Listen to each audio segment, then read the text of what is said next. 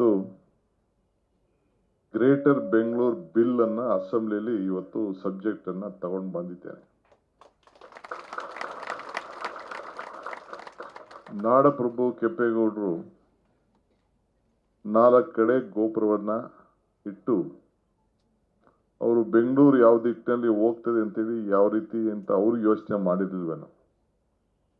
ಅದಕ್ಕಿಂತ ಮೀರಿ ಈ ಒಂದು ಬೆಂಗಳೂರು ಬೆಳೀತಾ ಇದೆ. ನಾನು ಯಾವುದೋ ಒಂದು ಭಾಷಣದಲ್ಲಿ ವಿಧಾನಸೌಧದಲ್ಲಿ ನಂಗೆ ಹೇಳಿದಂಗೆ ನೆನಪು. ಕೆಂಪೇಗೌಡರು ಬೆಂಗಳೂರು ಕಟ್ಟಿದ್ರು, ಕೆಂಗಲ್ ಹನುಮಂತಯ್ಯ ವಿಧಾನಸೌಧ ಕಟ್ಟಿದ್ರು, ಕೃಷ್ಣ ಬೆಂಗಳೂರನ್ನ ಅಂತಾರಾಷ್ಟ್ರೀಯ ಮಟ್ಟಕ್ಕೆ ತೆಗೆದುಕೊಂಡು ಹೋದ್ರು ಅನ್ನೋ ಮಾತನ್ನು ಕೂಡ ಯಾವುದೋ ಸಂದರ್ಭದಲ್ಲಿ ಹೇಳಿದ್ದೆ.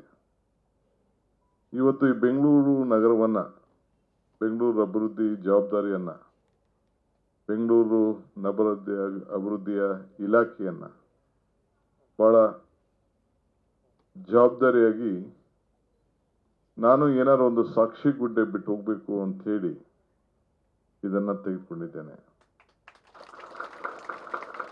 ಕಳೆದ 1 ವರ್ಷದಿಂದ ಬರೀ ಸಲಹೆ ಕೇಳದೆ ನಂದಾಗೋಗಿದೆ. 70,000 ಜನ ಬೆಂಗಳೂರು ಯಾವ ದಿಕ್ಕಿನಲ್ಲಿ ಇರಬೇಕು ಅಂತೇಳಿ ಅನೇಕ ಸಲಹೆಗಳನ್ನ ಕೊಟ್ಟಿದ್ದಾರೆ. ಈಗ ನಾನು ಫೈನಲ್ ಆಗಿ ಎಲ್ಲ ಒಂದು ರೂಪರೇಷೆಗಳನ್ನ ಸಿದ್ಧತೆ ಮಾಡಿ ಆ ರೂಪರೇಷೆಗಳನ್ನ ಒಂದು 5-6 ದಿನದಿಂದ ಚೀಫ್ ಮಿನಿಸ್ಟರ್ ಮತ್ತು ಬೆಂಗಳೂರು ನಗರ ಸಂಬಂಧಪಟ್ಟಂತ ಶಾಸಕರು ಮಂತ್ರಿಗಳ ಮುಂದೆ ಪ್ರಸ್ತಾವನೆ ಮಾಡಿ ಕ್ಯಾಬಿನೆಟ್ಗೆ ಇಡೋಕ್ಕಿಂತ ಮುಂಚಿತವಾಗಿ ಅನೇಕ ಚರ್ಚೆಗಳನ್ನು ಮಾಡಿ ಈಗ ಅದಕ್ಕೆ ರೂಪವನ್ನ ತಯಾರು ಮಾಡ್ತಾ ಇದ್ದೀನಿ. ಮೊದಲು ನಾನು ಈ ಒಂದು ನನ್ನ ಕೆಲವು ವಿಚಾರಗಳನ್ನ ಪ್ರಸ್ತಾವನೆ ಮಾಡೋಕ್ಕಿಂತ ಮುಂಚಿತವಾಗಿ ನೀವೇನು ನೀರು ಸರಬರಾಜನ್ನ ಈ ಕಷ್ಟ ಕಾಲದಲ್ಲಿ, ಈ ಬರಗಾಲದಲ್ಲಿ ಬಹುಶಃ ರಾಜ್ಯದಲ್ಲಿ 200ಕ್ಕೂ ಹೆಚ್ಚು ತಾಲೂಕುಗಳು ಬರಗಾಲ ಆಗಿದ್ದು, 7,000 ಬೋರ್ವೆಲ್ಗಳು ಬತ್ತೋಗಿದ್ದು, ಅಂತ ಎಲೆಕ್ಷನ್ ಟೈಮು ಅಂತ ಕಷ್ಟದಲ್ಲೂ ಕೂಡ ಹಿಂದೆ ನಾನು UD ಮಿನಿಸ್ಟರ್ ಆಗಿದ್ದಾಗ 70 ಲಕ್ಷ ಜನಸಂಖ್ಯೆ ಇತ್ತು. ಈಗ 1,40,00,000 ಜನಸಂಖ್ಯೆ ಆಗಿದೆ. ಇದಲ್ಲದೆ ಹೊರಗಡೆಯಿಂದ ದಿನ ಎಷ್ಟು ಜನ ಬರ್ತಾರೆ ಹೋಗ್ತಾರೆ ಅನ್ನೋದು ನೀವು ನೋಡಿದ್ದೀರಿ. 1,40,00,000 ಜನಸಂಖ್ಯೆಗೆ ಇವತ್ತು ನೀವು ಒಳಚರಂಡಿ, ನೀರು, ಕಸ, ರಸ್ತೆ, ಗುಂಡಿಗಳು ಎಲ್ಲ ಕೂಡ ಪೊಲೀಸು ಭದ್ರತೆ, ಟ್ರಾಫಿಕ್ ಎಲ್ಲ ಕೂಡ ಒದಗಿಸ್ಕೊಡುವಂಥದ್ದು. ಆಮೇಲೆ 1,04,00,000 ವಾಹನಗಳು ಇವತ್ತು ಬೆಂಗಳೂರು ನಗರದಲ್ಲಿ ಇದೆ. ಅದೇ ರೋಡನ್ನು ಬದಲಾವಣೆ ಮಾಡಲಿಕ್ಕೆ ಆಗ್ತಾ ಇಲ್ಲ. ರೋಡ್ ಬದಲಾವಣೆ ಮಾಡಬೇಕಾದ್ರೆ, ಒಡೆದಾಕ್ಬೇಕಾದ್ರೆ ಯಾವ ರೀತಿ ಅನೇಕ ಸಮಸ್ಯೆ ಇದೆ ಅಂತೇಳಿ ಯಾರು ಆಸ್ತಿ ಮಾಲೀಕರು ಯಾರು ಬಿಟ್ಕೊಡೋದಿಲ್ಲ. ಬಿಡು ಅನ್ನೋದು ಸರಿ ಇಲ್ಲ. ಬಟ್ ಯಾರಿಗೂ ಕೂಡ ನೀವು ವಾಹನಗಳನ್ನ ತೆಗೆದುಕೊಳ್ಬೇಡಿ, ಖರೀದಿ ಮಾಡಬೇಡಿ ಅಂತ ಯಾರನ್ನೂ ಕೂಡ ನಿಲ್ಸಕ್ಕೆ ಇವತ್ತು ಆಗ್ತಾ ಇಲ್ಲ. ಇಂಥ ಸಂದರ್ಭದಲ್ಲಿ ಇವತ್ತು ಬೆಂಗಳೂರನ್ನ ನಾವು ಕಾಪಾಡಬೇಕಾದ್ದು ಬಹಳ ವಿಚಾರ ಇದೆ. ಆ ದೃಷ್ಟಿಯಿಂದ ಬೆಂಗಳೂರು ಬೆಳೀತಾ ಇದೆ. ಈಗ ನಾನು ಮಂತ್ರಿ ಆದ್ಮೇಲೆ ಕಾವೇರಿ ನೀರನ್ನ ಎಕ್ಸ್ಟ್ರಾ ನಾನು ಇದಕ್ಕೆ ಅಲೋಕೇಶನ್ RTMC ನೀರನ್ನ ಹೊಸದಾಗಿ ಮೀಸಲಾಗಿ ಇಡಬೇಕು ಅಂತೇಳಿ ಹೋರಾಟವನ್ನ ಮಾಡಿದೆ. ಮಧ್ಯ ಮೇಕೆದಾಟು ಪಾದಯಾತ್ರೆ ಮಾಡಿದೆ. ಅದರಿಂದ ಯಾರಿಗೂ ಇಲ್ಲಿ ನಮಗೆ ವ್ಯವಸಾಯಕ್ಕೆ ಬೆಂಗಳೂರು ಗ್ರಾಮಾಂತರ ಜಿಲ್ಲೆಗಾಗಲಿ ರಾಮನಗರಕ್ಕೆ ಅನುಕೂಲ ಆಗುವುದಿಲ್ಲ. ಆದರೆ ಕಾವೇರಿ ಜಲಾನಯ ಪ್ರದೇಶದ ಜನರಿಗೆ ಅಲ್ಲಿ ನೀರಿತ್ತು ಅಂತಂದ್ರೆ ಇವತ್ತೇನ ಬಹುಶಃ ನಿಮ್ಮೆಲ್ಲರ ಕೃಪೆಯಿಂದ ಒಳ್ಳೆ ಮಳೆ ಆಗಿ ಕೆರೆ ಕಟ್ಟೆಗಳ ತುಂಬಿದೆ. 27ನೇ ತಾರೀಕು ನಮ್ಮ ಕಾವೇರಿಗೆ ಪೂಜೆಯನ್ನ ಭಾಗ್ಯನ ಅರ್ಪಿಸುವಂತ ಕೆಲಸ ಕಬ್ಬನಿಗೆ ಮಾಡೋಂಥ ಕೆಲಸ ಮಾಡಿದೆ. ನೆನ್ನೆ ಎಲ್ಲ ಹೋಗಿ ಬಂದಿದ್ದೇನೆ. ಗಂಗಾಮ್ಮ ಆರತಿ ಮಾದರಿಯಲ್ಲಿ ಕಾವೇರಿ ಆರತಿಯನ್ನು ಕೂಡ ಕಾರ್ಯಕ್ರಮ ಒಂದು ರೂಪಿಸಲಿಕ್ಕೆ ಒಂದು ತಂಡ ಕೂಡ ತಯಾರು ಮಾಡಿ ಕಳಿಸ್ತಾ ಇದ್ದೇನೆ. ಹೋಗಿ ನೋಡ್ಕೊಂಡು ಬನ್ನಿ. ವಾರಣಾಸಿಯಲ್ಲಿ ಬೇರೆ ಕಡೆ ಎಲ್ಲ ಯಾವ ರೀತಿ. ಒಂದ್ಸತಿ ನಾ ಹಿಂದೆ ಮಂತ್ರಿ ಆಗಿದ್ದಾಗ ತುಂಗಾ ಆರತಿ ನೋಡಿದ್ದೆ. ಬಟ್ ನಮ್ಮ ದಿನೇಶ್ ಗೂಳಿಗೌಡ ನಮ್ಮ MLC ಅವರು ಗಂಗಾ ಆರತಿ ಬಗ್ಗೆ ಪ್ರಸ್ತಾವನೆ ಮಾಡಿದ್ರು ನನ್ನ ಹತ್ರ ಗೌಪ್ಯವಾಗಿ. ಸೊ ನೋಡೋಣ, ಆಗೋದಾದರೆ ನಮ್ಮ ಸಂಸ್ಕೃತಿ ನಮ್ಮ ಪರಂಪರೆ ಆ ತಾಯಿ ಯಾವಾಗಲೂ ಕೂಡ ಸಮೃದ್ಧಿಯಾಗಿರಲಿ ತುಂಬಲಿ ಅನ್ನೋ ದೃಷ್ಟಿಯಿಂದ ಪ್ರತಿ ಯಾವ ರೀತಿ ಒಂದು ಕಾರ್ಯಕ್ರಮವನ್ನು ರೂಪಿಸಬೇಕು, ನಮ್ಮ ಕಲೆ ನಮ್ಮ ಸಂಸ್ಕೃತಿ, ಅದಕ್ಕೆ ಮೈಸೂರಿನವರು, ಮಂಡ್ಯದವರು ಮತ್ತು ಕೊಡಗಿನವರು 3 ಜನ ಜನಪ್ರತಿನಿಧಿಗಳು, ನಮ್ಮ ಧಾರ್ಮಿಕವಾದಂಥ ಇಲಾಖೆ, ಪ್ರವಾಸೋದ್ಯಮ ಇಲಾಖೆ ಮತ್ತು ನಮ್ಮ ನೀರಾವರಿ ಇಲಾಖೆ, ಕನ್ನಡ ಕಲ್ಚರು, ಇಷ್ಟು ಜನನು ಒಂದು ತಂಡನೇ ಹೋಗಿ ಅದನ್ನೆಲ್ಲ ನೋಡ್ಕೊಂಡು ಬಂದು ನನಗೊಂದು ಪ್ಲಾನ್ ಆಫ್ ಆ್ಯಕ್ಷನ್ ಕೊಡಲಿ ಅಂತ ಹೇಳಿ ಅವ್ರಿಗೆ ಹೇಳಿದ್ದೇನೆ. ಬಹುಶಃ 1 ತಿಂಗಳು ಟೈಮ್ ಕೊಟ್ಟಿದ್ದೇನೆ. ಅವರೆಲ್ಲ ಹೋಗಿ ನೋಡ್ಕೊಂಡು ಬಂದು ಅದು ಯಾವ ರೀತಿ ಮಾಡಬೇಕು ಅಂಥೇಳಿ ಮಾಡ್ತೇನೆ. ಇವತ್ತು ನಿಮ್ಗೆ ನೀರು ಕಾವೇರಿ ನೀರೇ ಬರಬೇಕು. ಇವತ್ತು ವಿಶ್ವನಾಥ್ ಅವರು ನಮ್ಮ ಹೆಸರುಘಟ್ಟ ಟ್ಯಾಂಕ್ ಬಗ್ಗೆ ಕೂಡ ಇವತ್ತು ನನಗೆ ಅಸೆಂಬ್ಲಿಲಿ ಪ್ರಸ್ತಾವನೆ ಮಾಡಿದ್ರು. ಅದು ತಿಪ್ಪುಣ್ಣಳ್ಳಿ 2 ಕಡೆಯಿಂದ ಮಾತ್ರ ಬೆಂಗಳೂರಿಗೆ ನೀರು ಕೊಡ್ತಾ ಇದ್ರಿ. ಆಗ ನಿಮ್ಮ PWSSB ಪ್ರಾರಂಭ ಆಗಿತ್ತು. ಈಗ ಕಾವೇರಿ ಆಗಿದೆ. ನನಗೆ ಮೊದಲನೇ ಮಂತ್ರಿ ಆದ ತಕ್ಷಣ ಬಂದು ಜಯರಾಮ್ ಇದ್ದಾಗ ಬಂದು ಮೀಟಿಂಗ್ ಮಾಡಿ ನೋಡಿದೆ. ನಿಮ್ಮ ಪರಿಸ್ಥಿತಿ ನೋಡಿದ್ರೆ ನಿಮ್ಮ ಕಡೆ ತಿರ್ಗಕ್ಕೆ ನನಗೆ ಮಕ ಇಲ್ಲ. ಯಾಕೆಂದ್ರೆ 12 ವರ್ಷ ಆಗಿದೆ ನೀರಿನ ಬೆಲೆ ಹೆಚ್ಚಿಗೆ ಆಗಿ. ಈಗ ನೀರಿನ ಬೆಲೆ ಹೆಚ್ಚಿಗೆ ಮಾಡಬೇಕು ಅನ್ನೋದು ಕೂಡ ಎಲ್ಲರ ಒತ್ತಡ ಇದೆ. ಇಲ್ಲ ಅಂದರೆ ನಿಮ್ಮ ಬೋರ್ಡು ಸತ್ತೋಗ್ಬಿಡ್ತದೆ, ನಿಮಗೂ ಪರಿಸ್ಥಿತಿ ಕಷ್ಟ ಆಗ್ತದೆ. ಈಗ ಎಲ್ಲ ಆಯಿತು ಅಂದರೆ ಕೊನೆಗೆ ಎಲ್ಲದಕ್ಕೂ ಹೇರಿಸ್ಬಿಟ್ರು ಅಂತೇಳಿ ವಿರೋಧ ಪಾರ್ಟಿಯವರು ಭಾಳ ಟೀಕೆ ಮಾಡ್ತಾರೆ. ಮಾಡಿದ್ರೂ ಚಿಂತೆ ಇಲ್ಲ, ಬೋರ್ಡ್ ಉಳಿಬೇಕು, ಒಳಚರಂಡಿ ಜಾಸ್ತಿ ಆಗಬೇಕು, ಹೊಸ ಯೋಜನೆ ತೆಗೆದುಕೊಳ್ಬೇಕು, ಜನರಿಗೆ ನೀರು ಒದಗಿಸ್ಬಿಡ್ಬೇಕು. ನಾನು ಈಗ ಒಂದು ತೀರ್ಮಾನಕ್ಕೆ ಬಂದಿದ್ದೇನೆ. ನಿಮ್ಮ ಚೇರ್ಮನ್ರಿಗೂ ಕೂಡ ನಾನು ಹೇಳಿದ್ದೇನೆ. ಇದಾದ್ಮೇಲೆ ಲೇಕ್ ಡೆವಲಪ್ಮೆಂಟ್ ಅಥಾರಿಟಿಯವ್ರನ್ನ ಈ ಅಸೆಂಬ್ಲಿ ಮುಗಿದ ಮೇಲೆ ಕರೆದು ನಾನು ಮಾತಾಡ್ತೇನೆ. ಕೆಲವೊಂದು ಪ್ರಸ್ತಾವನೆ ಇದೆ. ಬೆಂಗಳೂರು ನಗರದಲ್ಲಿ ಇರೋಂಥ ಎಲ್ಲ ಕೆರೆಗಳಿಗೆ ಮುಂದೊಂದು ದಿನದಲ್ಲಿ ಅಂತರ್ಜಲವನ್ನು ಹೆಚ್ಚಲಿಕ್ಕೆ ಎಲ್ಲ ನಮ್ಮ ವಶಕ್ಕೆ ತೆಗೆದುಕೊಂಡು ನಾವು ಅಂತರ್ಜಲವನ್ನು ಎತ್ತಲಿಕ್ಕೆ ಇರುವಂಥ ಸ್ಯಾನಿಟೇಷನ್ ನೀರನ್ನು ಕ್ಲೀನ್ ಮಾಡಿ ಅದನ್ನು ತುಂಬಿಸುವಂಥ ಕೆಲಸವನ್ನು ಬಹುಶಃ ಮಾಡಿದಾಗ ಆಗ ಒತ್ತುವರಿ ಕೂಡ ನಿಲ್ಲಿಸ್ತದೆ. ಕೆಂಪೇಗೌಡರ ದೂರ ಆಲೋಚನೆ ಏನಿತ್ತು ಅಂತಂದರೆ ಕೆರೆಗಳನ್ನು ತುಂಬಿಸ್ಬೇಕು, ಕೆರೆಗಳನ್ನು ಅಚ್ಚುಕಟ್ಟಾಗಿ. ಇವತ್ತು ಬೆಂಗಳೂರಿಗೆ ಆವತ್ತಿನ ಕಾಲದಲ್ಲಿ ಒಂದು ದೊಡ್ಡ ಕೊಡುಗೆಯನ್ನು ಕೊಟ್ಟಿದ್ರು, ಕೆರೆಗಳನ್ನು ಉಳಿಸಿ ಬೆಳೆಸಿದ್ದಂಥ ಕೆಲಸ. ಸೊ ಅದನ್ನು ಕೂಡ ಈ ಸಂದರ್ಭದಲ್ಲಿ ನಾವು ಮಾಡಬೇಕಾಗಿದೆ. ಅದಕ್ಕೆ ನಾನು ಕಾರ್ಯಕ್ರಮವನ್ನು ಈ ಸಂದರ್ಭದಲ್ಲಿ ನಾನು ರೂಪಿಸ್ತಾ ಇದ್ದೇನೆ. ಇವತ್ತು ನಾವೆಲ್ಲ ಇಲ್ಲಿ ಅನೇಕ ವಿಚಾರಗಳನ್ನು ಮಾತಾಡ್ತಾ ಇದ್ದೇವೆ. ಇತಿಹಾಸ ಮರೆತರೆ ಇತಿಹಾಸವನ್ನು ಸೃಷ್ಟಿ ಮಾಡಲಿಕ್ಕೆ ಸಾಧ್ಯ ಇಲ್ಲ ಅಂಥೇಳಿ ಬಾಬಾ ಸಾಹೇಬ್ ಅಂಬೇಡ್ಕರ್ ಅವರು ಹೇಳಿದ್ದಾರೆ. ಹಂಗೆ ನಮ್ಮ ಇತಿಹಾಸವನ್ನು ನಾವೆಲ್ಲ ಸ್ಮರಿಸ್ಕೊಳ್ಬೇಕು. ಇವತ್ತು ನಾವೆಲ್ಲ ಅನೇಕ ಕಾರ್ಯಕ್ರಮಗಳನ್ನು ಇವತ್ತು ನಾವು ರೂಪಿಸ್ತಾ ಇದ್ದೇವೆ. ಸರ್ಕಾರ ಇವತ್ತು ವಿವಿಧ ರೀತಿ ಬೆಂಗಳೂರಿಗೆ ಯೋಚನೆ ಮಾಡ್ತಾ ಇದ್ದೇನೆ. ಇವತ್ತು ಬೆಂಗಳೂರು ಗ್ರೇಟರ್ ಬಿಲ್ ಅಂತೇಳಿ ತಂದಿದ್ದೇನೆ. ನಮ್ಮ ಅನೇಕ ಸ್ನೇಹಿತರುಗಳೆಲ್ಲ ವಿವಿಧ ರೀತಿಯಲ್ಲಿ ಅವರು ಸಲಹೆಗಳನ್ನು ಕೊಟ್ಟಿದ್ದರು. ಲಂಡನ್ ಮಾದರಿಯಲ್ಲಿ ಕೊಟ್ಟಿದ್ದರು.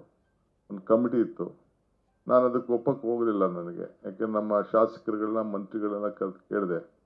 ಈಗ ಏನಪ್ಪ ಅಂದ್ರೆ ಬರೀ ಎಕ್ಸ್ಪ್ಯಾಂಡ್ ಮಾಡೋದು ಎಷ್ಟು ಬೇಕೋ ಬೆಂಗಳೂರಿಗೆ ಮಾಡಿ ಇದನ್ನು ಕಂಟ್ರೋಲ್ ಮಾಡೋಕ್ಕೆ ಭಾಳ ಕಷ್ಟ ಆಗಿದೆ. ಅದಕ್ಕೆ ಒಂದು 5 ಇದನ್ನು ಕಾರ್ಪೊರೇಷನ್ಗಳನ್ನು ಮಾಡಿ ಡಿಸೆಂಟ್ರಲೈಸ್ ಮಾಡಿ ಮೇಲ್ಗಡೆ ಅದ್ರ ಬಗ್ಗೆ ನಿವಾರಣೆಗೆ ಒಂದು ಸಮಿತಿಯನ್ನು ಚೀಫ್ ಮಿನಿಸ್ಟರ್ ಅಧ್ಯಕ್ಷತೆಯಲ್ಲಿ ಮಾಡಿ ಮಿಕ್ಕಿದ್ದು ಯಾವ ರೀತಿ ಕಾರ್ಪೊರೇಷನ್ ಸಿಸ್ಟಮ್ ಇದೆ ಅದನ್ನೇ ಮುಂದುವರಿಸ್ಕೊಂಡು ಸ್ವಲ್ಪ ಚಿಕ್ಕದಾಗ್ತದೆ, ಆದರೂ ಪರವಾಗಿಲ್ಲ. ಯಾಕೆಂದರೆ ಜನಸಂಖ್ಯೆ ಬೆಳೀತದೆ, ಅದಕ್ಕೆ ಸ್ವಲ್ಪ ಕಂಟ್ರೋಲ್ ಸಿಗ್ತದೆ. PWSSBನೆಲ್ಲ ಕಂಪ್ಲೀಟು ಅವರ ಮೇಲ್ಗಡೆ ಕಮಿಟಿ ಕಂಟ್ರೋಲಲ್ಲಿ. ನಿಮ್ಮದು BDAನ ಅವರು ಎಲ್ಲ ಮರ್ಜ್ ಮಾಡಿ ಕೊಟ್ಟಿದ್ರು. ನಾನು ಮರ್ಜ್ ಮಾಡೋದು ಬೇಡ, ನಿಮ್ಮ ಪಾಡ್ ನೀವು ಸಪ್ರೇಟಾಗಿ ಅವ್ರ ಕೆಲಸ ಅವ್ರು ಹೆಂಗೆ ಈಗ ಸಾಲಿಡ್ ವೇಸ್ಟ್ ಮ್ಯಾನೇಜ್ಮೆಂಟ್ ಮಾಡಿರಲಿ, ನಿಮಗೆ ನಾವು ಕಂಟ್ರೋಲ್ ಕೊಡೋದು ಬೇಡ. ರಾಜಕಾರಣದಿಂದ ನಿಮ್ಮನ್ನು ದೂರ ಇಡಬೇಕು ಅನ್ನೋದೇ ನಮ್ಮೆಲ್ಲರ ಆಸೆ. ಯಾಕೆಂದರೆ ರಾಜಕೀಯ ಮಿಕ್ಸ್ ಆದಷ್ಟು ಕೂಡ ದೊಡ್ಡ ಸಮಸ್ಯೆ ಆಗ್ತದೆ. ಯಾಕೆಂದರೆ ನಿಮ್ಮದು 24/7 ಕೆಲಸ. ನೀವೆಲ್ಲ ಯಾವ ರೀತಿ ಕಷ್ಟ ಕಾಲದಲ್ಲಿ ಈ ಬರಗಾಲದಲ್ಲಿ ನೀರನ್ನು ಒದಗಿಸ್ಕೊಟ್ರಿ, ಅದಕ್ಕೆ ನಾನು ಆಗಲೇ ಹೇಳಿದ್ನಲ್ಲ, ಭಾಳ ದೊಡ್ಡ ತೀರ್ಮಾನವನ್ನು ತೆಗೆದುಕೊಂಡು ಇವತ್ತು ಮಾಡಿದ್ರಿ. ಸೊ ಮುಂದಕ್ಕೆ ನಿಮ್ಮ ಸಮಸ್ಯೆ ನನಗೆ ಅರಿವಿದೆ. ನಿಮ್ಮಲ್ಲಿ ಡ್ರೈವರ್ಸು ಮತ್ತು ಇಂಜಿನಿಯರ್ಸು ಬೇರೆ ಬೇರೆ ಸ್ಟಾಫ್ನೆಲ್ಲ ಭಾಳ ವರ್ಷದಿಂದ ಎಂಪ್ಲಾಯ್ಮೆಂಟ್ ಆಗಿಲ್ಲ. ನಿಮಗೆ ಫೈನಾನ್ಷಿಯಲ್ ಸ್ಟ್ರೆಂತ್ ಇಲ್ಲ ಅಂತೇಳಿ ನಿಮಗೆ ಪರ್ಮಿಷನ್ ಕೊಡ್ತಾ ಇಲ್ಲ. ಬಟ್ ಈ ಎಲೆಕ್ಷನ್ ಇದು ಅಸೆಂಬ್ಲಿ ಆದ ತಕ್ಷಣ ನಾನು ಕೂತ್ಕೊಂಡು ಪ್ರತ್ಯೇಕವಾದಂಥ ಮೀಟಿಂಗನ್ನು ಮಾಡಿ ನಿಮಗೆಲ್ಲ ಒಂದು ಸಪ್ರೇಟಾಗಿ ಎಷ್ಟು ಎಂಪ್ಲಾಯ್ಮೆಂಟ್ ಫಿಲ್ ಮಾಡೋದಕ್ಕೆ ಸಾಧ್ಯನೋ, ಏಕೆಂದೆಲ್ಲ ಟೆಂಪ್ರರಿಯಾಗಿ ಇವತ್ತು ಕೆಲಸವನ್ನು ನಾವು ಮಾಡ್ತಾ ಇದ್ದೇವೆ ಅನ್ನೋದು ಕೂಡ ಈಗ ತಾನೇ ನಾನು ಸ್ವಾಮೀಜಿಯವರು ಅಲ್ಲಿ ಪಕ್ಕದಲ್ಲಿ ಒಂದು 5 ನಿಮಿಷ ಕೂತಾಗ ನಿಮ್ಮ ನೌಕರ ಸಂಘದವರು ಬೇರೆಯವರೆಲ್ಲ ನಿಮ್ಮ ಸಂಘಟನೆಯವರು ಬಂದು ನನಗೆ ಒಂದು ಅರ್ಜಿ ಕೊಟ್ಟಿದ್ದರು. ನಾನು ಚೇರ್ಮನ್ಗೆ ಹೇಳಿದ್ದೇನೆ, ಇದರ ಬಗ್ಗೆ ಒಂದು ಪ್ರಸ್ತಾವನೆ ರೆಡಿ ಮಾಡಿಕೊಡಿ, ಸಪ್ರೇಟಾಗಿ ಮೀಟಿಂಗ್ ಮಾಡೋಣ, ನನ್ನ ಕೈಲಿ ಏನು ಎಷ್ಟು ತುಂಬಕ್ಕಾಗ್ತದೋ ಅದನ್ನು ತುಂಬಿಸುವಂಥ ಒಂದು ಕೆಲಸವನ್ನು ನಾವು ಮಾಡೋಣ. ನಿಮ್ಗೊಂದು ನಂಬಿಕೆ, ನಾನೇನು ನಿಮ್ಗೆ ಕೈ ಹಾಕಿಲ್ಲ ಅಂದರೆ ಏನು ದೊಡ್ಡ ಸಾಧನೆ ಮಾಡೋಕ್ಕಾಗಿಲ್ಲ.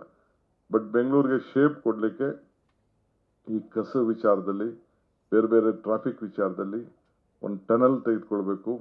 ಪೆರಿಫರಲ್ ರಿಂಗ್ ರೋಡ್ನ ಹೊಸ್ದಾಗಿ ಅದನ್ನು ಮಾಡೋಕ್ಕೆ 2006ರಲ್ಲಿ ಪ್ಲ್ಯಾನ್ ಇಲ್ಲದೆ ಅದನ್ನು ಮಾಡಿಬಿಟ್ರು. ಅವತ್ತಿನ ಕಾಲದಲ್ಲಿ ಮಾಡಿ ಮುಗಿಸ್ಬಿಟ್ಟಿದ್ರೆ ಇದನ್ನೆಲ್ಲ ಒಂದು ಸಂದರ್ಭ ಆಗೋದು. ಈಗ ಸಿಟಿ ಒಳಗಡೆ ಬಂದುಬಿಟ್ಟಿದೆ.